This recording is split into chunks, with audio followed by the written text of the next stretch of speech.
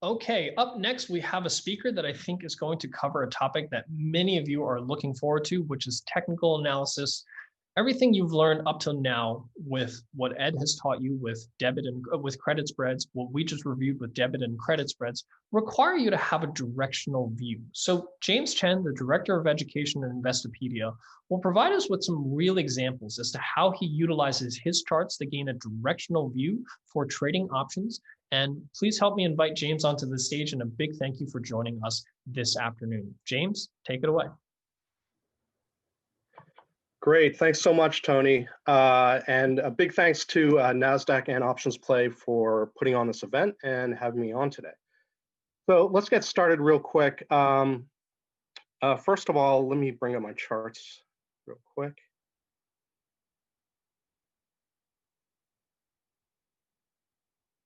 Okay, hopefully you can see that.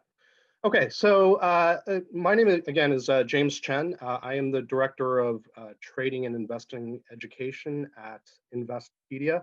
I've been at Investopedia for about 2 or 3 years, and essentially what I do is I oversee all of the content having to do with trading and investing on the website. We've been around for 20 years. And most of the website, obviously from the name, is regarding investing and trading, and the education part is key to Investopedia. Prior to that, I was the head of research for a company called Gain Capital, and I've been a CMT, or Chartered Market Technician, for around over a decade, but I've been trading and investing for much longer than that. So that's basically enough about me. Let's get started real quick. Today, we're going to be talking about merging technical analysis with options trading. And these are two of the most, for me at least, the most useful and, skills and information that you could have when you're trading. So let's get started. Before we get started, just very quickly, a quick disclaimer: financial trading carries a high level of risk to your capital, with the possibility of losing your investment, and may not be suitable for all investors. I'm just going to leave that up for a second, and then we'll get started.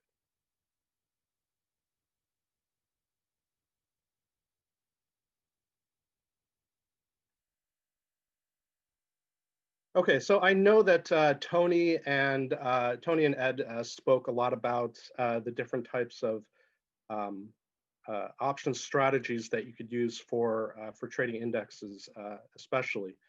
So I'm just going to gloss over them real quick, just a very quick overview. I know they've given a much better treatment than I will, but just to give it in context for when we talk about using technical analysis with the option strategies.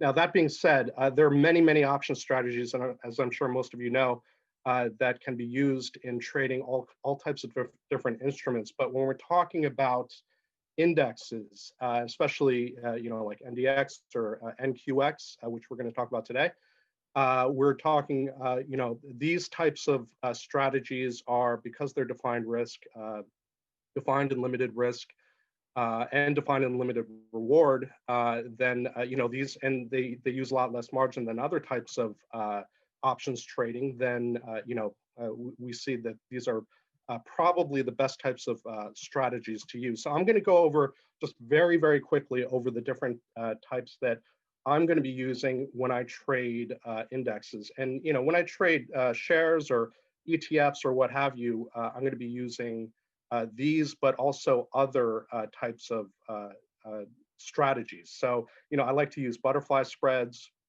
I like to use just short puts, as well as on occasion long calls and puts.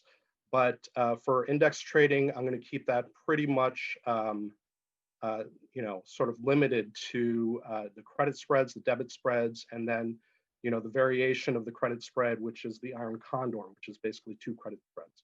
Okay, so let's get started. As Tony mentioned, he talked a lot about the credit spread. These are the 2-legged option strategies, otherwise known as a vertical spread, where you have 2 different strike prices, same security, same expiration date. It overall, it generates a net premium credit which is the maximum profit on the trade. You probably know all this. The purpose of the bought put at the lower strike, this is for a bull put credit spread, is to partially hedge the risk in the event that the underlying asset moves down against the position. And trading a bull put spread is generally a bullish strategy. The trader typically expects the underlying asset to go up in price, or actually to stay around the same, or at least not to go down too much. So that's bull put credit spread. On the other side of the coin is the bear call credit spread. And I saw someone was talking about, you guys may need some more, or some of you may need some more 101 type of information, more introductory information. And I think, that's a really good idea. In case you're not used to all the, for example, the Greeks and, the different types of, hedging and spreads that you could do. I think that might be a good idea for the future. But moving on, we have the bear call credit spread, and that is generally a bearish strategy. You have two calls, and the trader typically expects the underlying asset to go down in price. Okay, so those are the credit spreads. Now you have the iron condor. Now I'm not sure if Tony mentioned the iron condor, but essentially it is two credit spreads. You have a bull put spread and a bear call spread, and you put those together. I'm going to show these on my charts in a second, but you put those together and you get what's called an iron condor. And generally speaking, an iron condor trader is looking for the underlying asset not to go up, not to go down, but essentially to stay within the range of the two credit spreads. And you're looking for lower volatility, lower movement in the movement of the underlying. So that's the iron condor, okay? And then also the previous speaker spoke about debit spreads. We have the bull call debit spread, and this is essentially a bullish strategy. You're expecting the underlying asset to go up in price, okay? And then we have the bear put debit spread, where you're trading a bear puts, a bearish strategy. The trader typically expects the underlying asset to go down in price. Now, the thing I really like about credit spreads especially, but these types of vertical spreads in general, is that you really don't need to have a lot of precision. Like, for example, if you're trading shares outright, or you're trading long calls or long puts or what have you, you have a lot of need to get your timing correct. As well as you need to have a lot of precision in terms of the accuracy, the timing of your trades. Whereas, for credit spreads and for iron condors, at least, it's a lot more forgiving. So that's one of the reasons that we use credit spreads and iron condors especially, but options in general, is that we're looking to trade in a more forgiving way, where you don't have to get the exact timing as you would with if you're trading shares outright, or if you're using other types of strategies for trading. So that's one of the reasons I like this. Okay, so moving on, let's talk about the different technical analysis concepts. Now, much like the options strategies, there are a ton of technical analysis tools that you could use out there. But I like to keep things simple. And when it comes down to it, technical analysis is, essentially just looking at charts and making your analysis on a chart and deciding upon the direction, et cetera. The timing, et cetera. Now, when it comes down to it, all of the different tools that you're going to be using in your technical analysis studies come down to a few different things. And as far as I'm concerned, I studied them all. I pretty much studied everything for years and years and years. And, I got my chartered market technician registration, as I mentioned before, but essentially, all the things that you're going to study come down to just a couple of very basic, fundamental types of, thoughts or strategies. And that is trend and support and resistance. And I'm going to be talking about moving averages in a second, but essentially it's all about trend and support and resistance.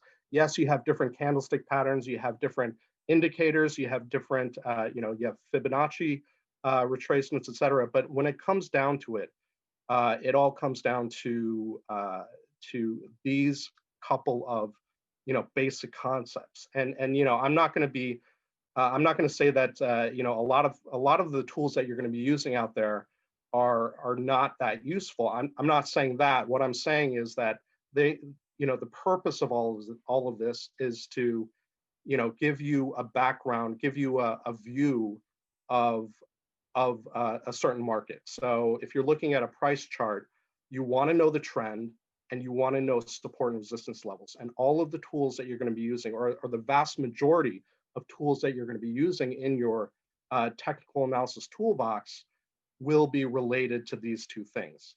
Okay, so let's move forward and talk a little bit about that. I'll show some charts, and then we'll get going with the Q&A if you have any. Okay, so trend momentum, very, very simple.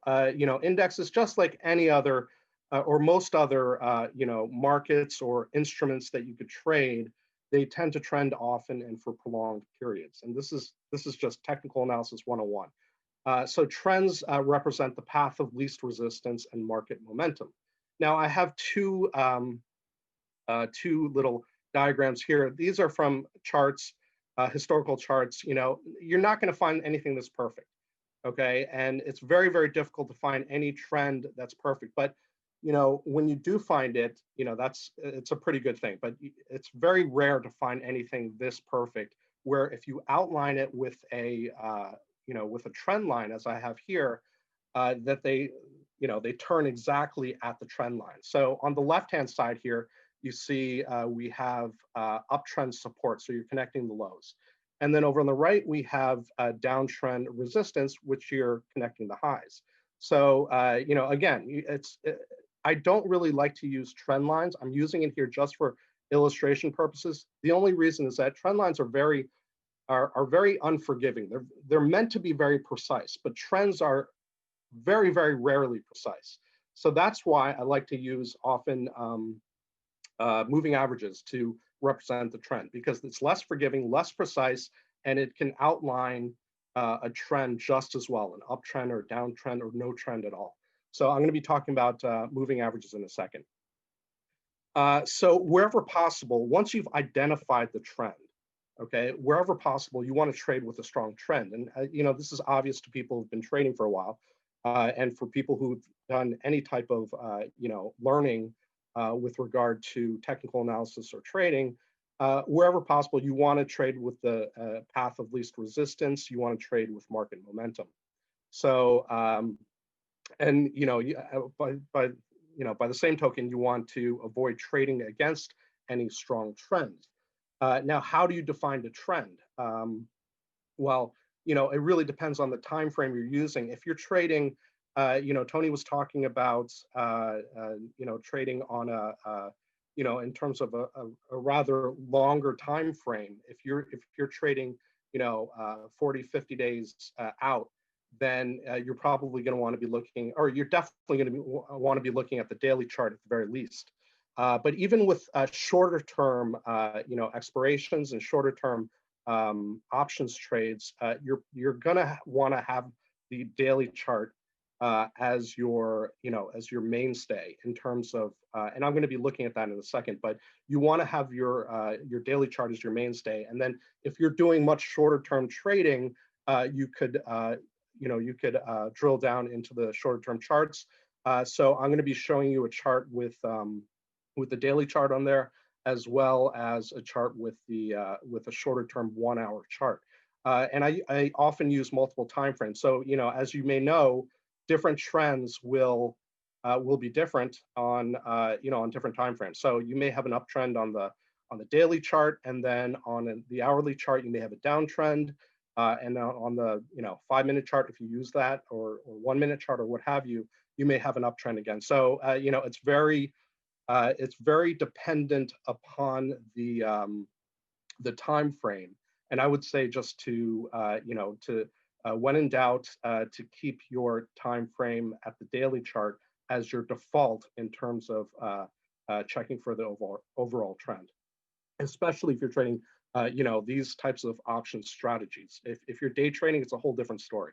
But this is for this type of strategy, a daily chart is good. So debit spreads and credit spreads can both be used for trading trends, and I'll show you that in a moment. So that's trend momentum, and that's again, this is probably the key aspect of technical analysis. If you're going to talk to any technical analyst, you're talking about trend, okay?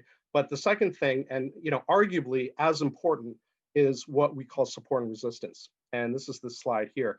Now, support and resistance is essentially, you think of support as a floor, and if you've been trading at all for any length of time, you probably know what these mean. But just to clarify and just give a very simple overview, support is can be thought of as a floor, and resistance can be thought of as a ceiling. Okay, so at a floor, you're expecting more demand to occur, and at a ceiling or resistance, you're expecting more supply to occur.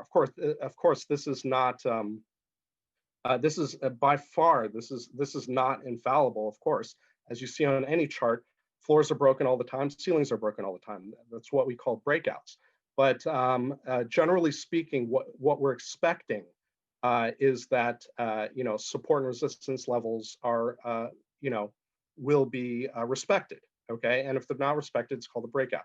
But the more floor or the more support or resistance is tested, the more we could expect that that's in terms of support, that's a very strong demand level, and then at resistance, it's a very strong supply level. Okay, and this occurs because of what we call market memory.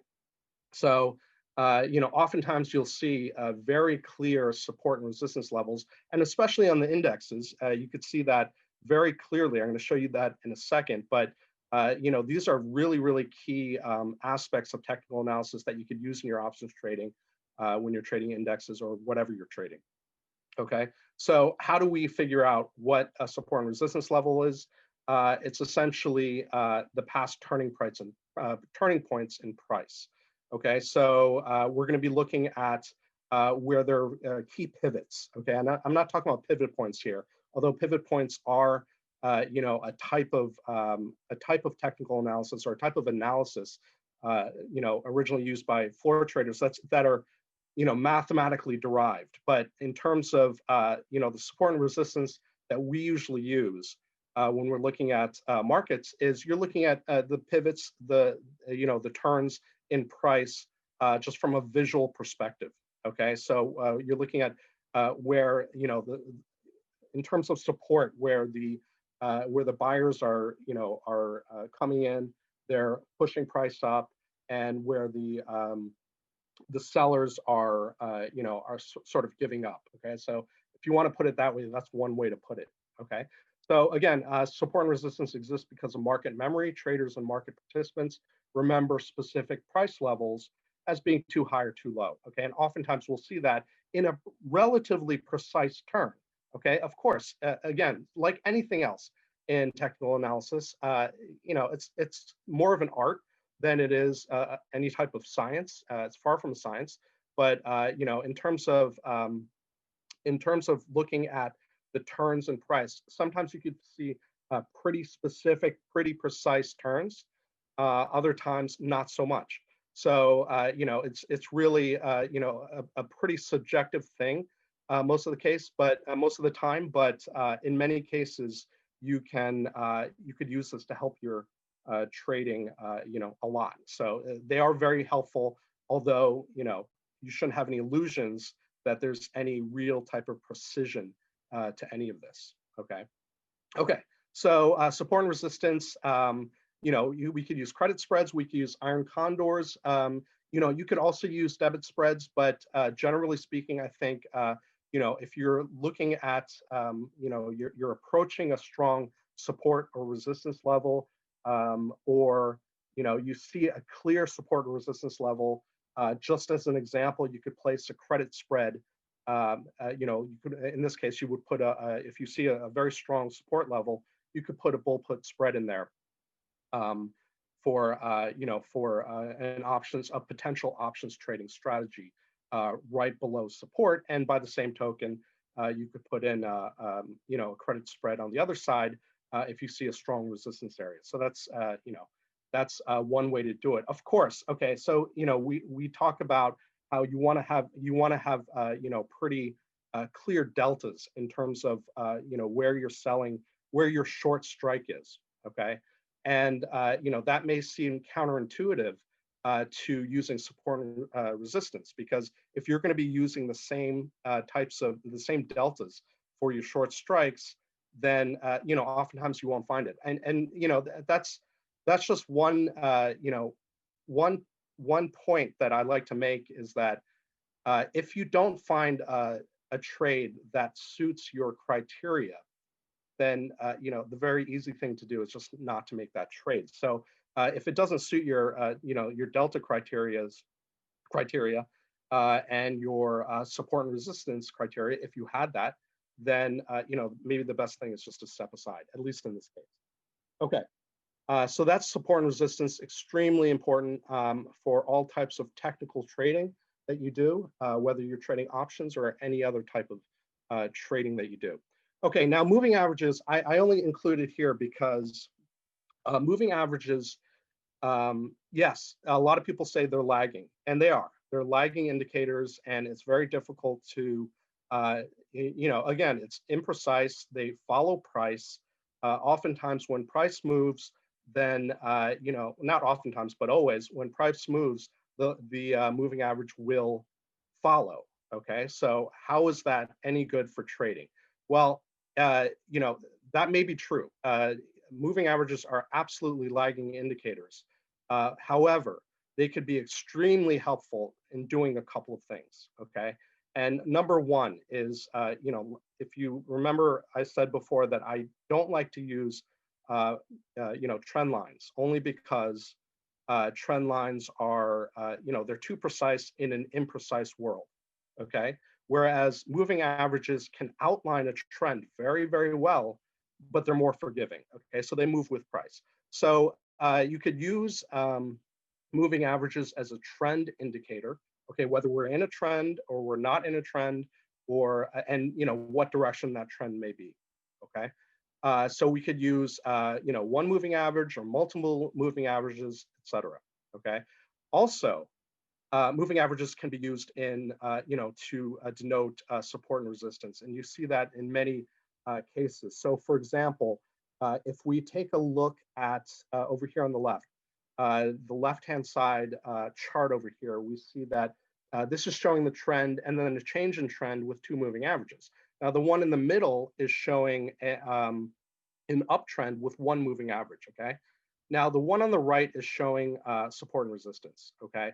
And how support and resistance is being broken in this case, but how moving averages can be used very well to denote a type of support and resistance, especially within trends. So you see, for example, on this middle chart right here, we have the moving averages, the single moving average, showing or denoting the trend, but at the same time, it's denoting support. Okay, so this is called dynamic support within a trend. Okay, so that's what we're showing there. So again, everything comes back to two things in technical analysis: trend and support and resistance. That's it. Okay, now, so the main types of moving averages are simple moving averages and exponential moving averages, and the common periods include 20, 50, 100, and 200. You'll often see on the media 200 moving average, usually the SMA, the simple moving average, and we're going to be taking a look at that today. Credit spreads, iron condors, and debit spreads can all be traded in conjunction with moving averages. Okay, I'm going to show a live chart in a second. Let me just quickly, I know we're running out of time already. I tend to talk too much, but if we take a look at this chart right here. Now, I just brought this chart up. It's a historical chart of the NDX, but we have credit spreads, potential credit spreads, just to illustrate how they might be used. Okay, in a on an index, or this chart could be anything, but it actually is NDX. and how these types of option strategies can be used with respect to the support and resistance. So here we have a bear call spread. So oftentimes when we talk about iron condor, so this is a potential iron condor situation where we have a very clear-cut range. Okay, now how do we open an iron condor? Now you could open an iron condor all at once. You could put in a bear call spread. You can put a bull put spread. But what I generally like to do, especially if I'm going to be trading an iron condor, and there are not many instances where I will be trading an iron condor unless we're in a pretty defined range, like we see here on the chart right now. So if we're in a defined range, I'm going to be looking at potentially trading an iron condor. However, I will be entering at the spreads at different times. So I'm going to be what we call legging in. But when I say legging in here, I'm going to be putting in when the price goes up, I'm going to be looking to open a bear call spread. When the price goes down, I'm going to be looking to open a bull put spread. Now you may not have the opportunity to do this, okay? Because to open the full iron condor, because if, for example, it goes down, you open a bull put spread, and then it continues just to not go up by much, or stay in a trading range or what have you. You may not have the opportunity to open that. With this particular strategy, you may not have the opportunity to open an iron condor. However, I would say it's a lot better to miss that opportunity to open the iron condor, as opposed to getting better prices or getting better premium and better probability for your iron condor if you actually do open that. Okay, so bear call spread above and bull put spread below potential iron condor. If that were the case, then you would have 2 legs there, or I'm sorry, 4 legs, which would be the iron condor, 2 legs for each spread. Okay. Now let's move to the bullish trend options. Now I wrote this, I actually did this very recently, but this is also NDX. But here we have to the downside, we have a bull put spread. Okay, so first of all, what are we looking at technically? We're looking at an uptrend. Now, if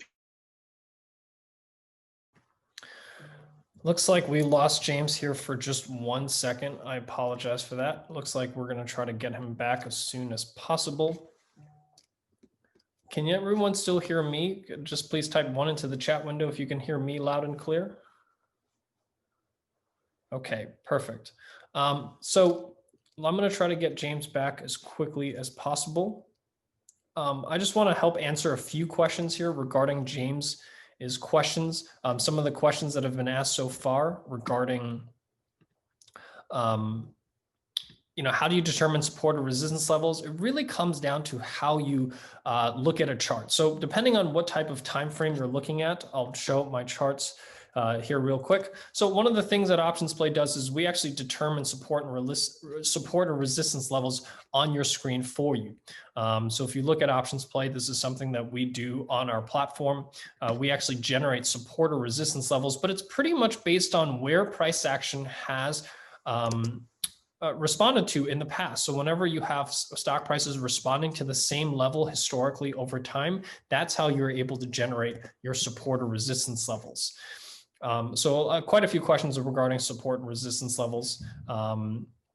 Where can you protect yourself from losses due to such unsystematic risk or macroeconomic factors? In terms of risk management, from my perspective, one of the best ways to manage risk is to utilize option strategies such as debit and credit spreads that have defined risks. So even if a macroeconomic event causes the index to go down 20, 30%, as we saw back here in February, how do we use option strategies that protect ourselves from that 20-30% decline.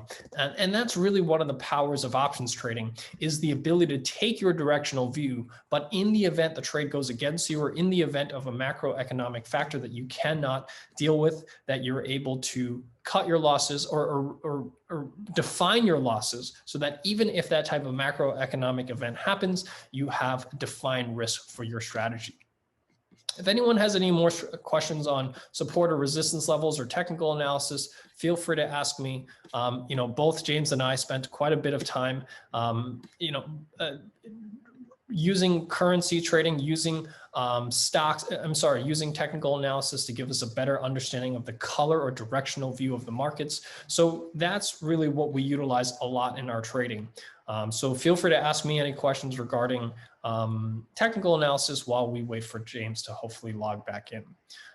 Could you define leg in again? Leg in is really, you can use it in different terms. You can use it in terms of whether you're entering a iron condor, where you enter both the bull put spread and the bear call spread separately. That's called legging into an iron condor. Or you can even leg into a vertical spread, where you exit when you enter one leg first, then enter the second leg separately.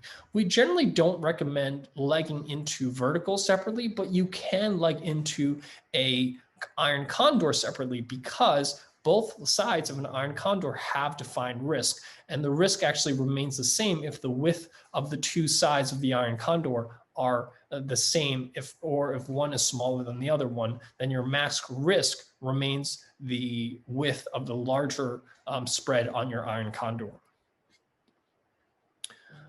Is trend and momentum two different things or the same? No, they're different. Trend refers to the direction of the view. So for example, this is a clear uptrend. This is a clear downtrend. Momentum refers to the speed at which you have this uptrend. So for example, you have this uptrend here. That's a little, I would say there's less momentum on this uptrend than, let's say, that uptrend, which is a little steeper. So the trend is measuring the direction versus momentum is measuring the speed at which we are seeing that directional move.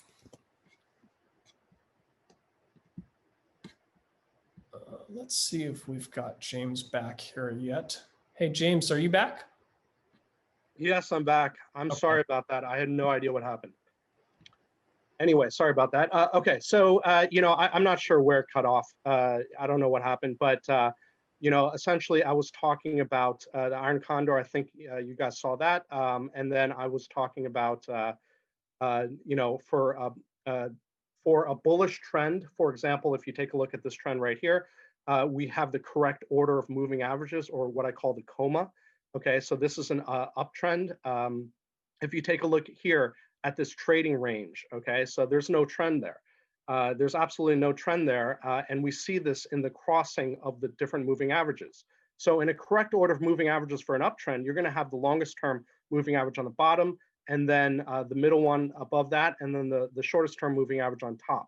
Okay, and these are good for potential bull put spreads or for debit call spreads. And what I meant by debit call spreads is actually a bull call spread, which is a debit spread. And the bull put spread being the credit spread. Okay, and then very quickly, bearish trend options. We have the correct order moving averages for a downtrend. Okay, and this is the 200-day on the top, the 50-day in the middle, and then the 20-day below that. That's not a lot of crossing of moving averages. So you have this correct order. They're separated, and you have this. Here you could do what's called a bear call spread for a bearish trade using a credit spread, or a bearish trade using a debit spread, which is the bear put spread. Okay, so you could do either one of these in these types of downtrending situations. Okay, so yeah, so that's one thing I wanted to show in terms of the different types of trend. We have no trend, and you could use moving averages. And then you also can use horizontal lines to denote the trend approximately. Again, it's not precise. And then for example, for this uptrend here, we have a pullback to a support line. Okay, so this was the last low here. a pullback to the support line. We have the correct order of moving averages for to the upside, and you could use different strategies as I've outlined here to do that. Same to the downside. So, I cherry pick these, of course, but if you take a look at this, for example, we have the same type of thing here, where we have the correct order moving averages to the downside, and then you have a pullback to a resistance level, which was the last pullback within this downtrend, and then that's a potential for a bear call spread, or even possibly a debit put spread, okay, or a bear put spread, okay. So those are the different types. Let me just very quickly. I think I'm going to be out of time very soon, but let me share my charts real quick. And there's not a lot I wanted to show you on this chart. It's a real-time chart. Actually, this is delayed. I'm using TradingView for this. Okay, so here I've outlined, this is the current NQX. Okay, so the price action on, obviously, on NQX and NDX are the same. It's just that they're different prices because they're on different price scales, but they're the same thing. So if you take a look at, from a technical perspective, they're the same thing. So if you take a look at these different charts here, on the left-hand side, I have the daily chart. On the right-hand side, I have the hourly chart. And as you can see here, we have the same moving averages, okay, for quite some time.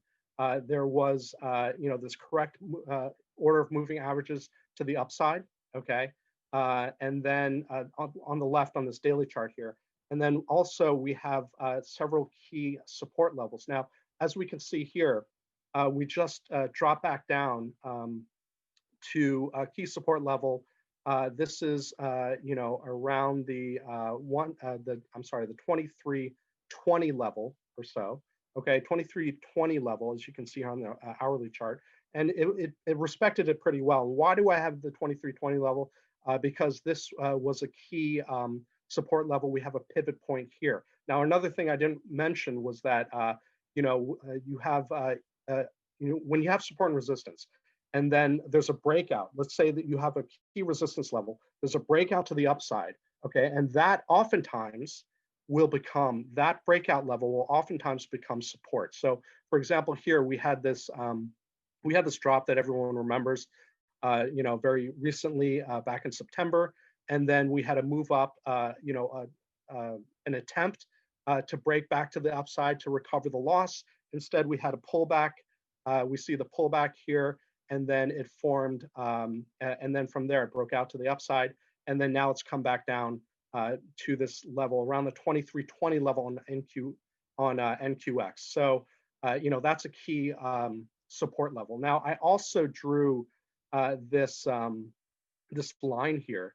Okay, this is a trend line here. Now, it seems to have been, this is one of the reasons I don't really like trend lines. Okay, the horizontal support and resistance lines are usually pretty good. Okay, so they're pretty good, and when I say good, I mean they're pretty accurate. Okay, oftentimes you'll see a lot of accuracy in them.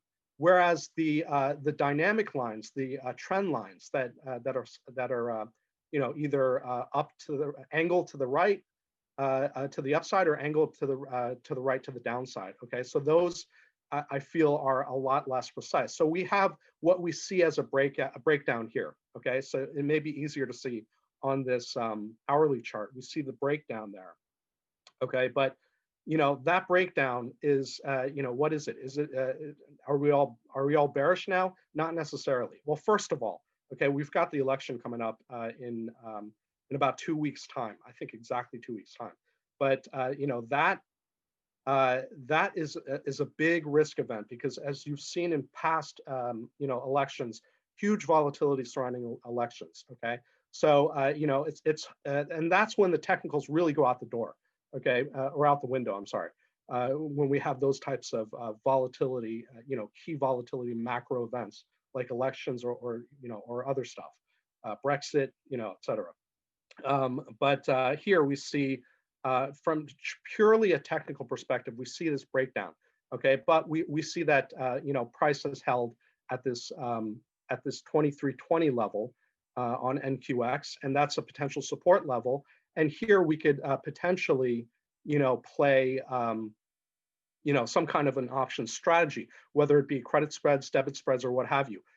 In terms of, in terms of the direction of the market, again, we have a big macro event coming up, and I wouldn't try to be as directional as I normally would if we didn't have a big macro event coming up.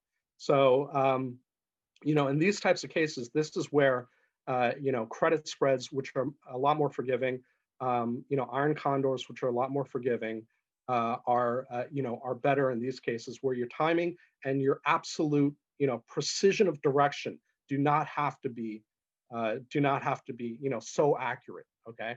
But that being said, I would also, generally speaking, personally, I would avoid trading during this time. It's extremely volatile.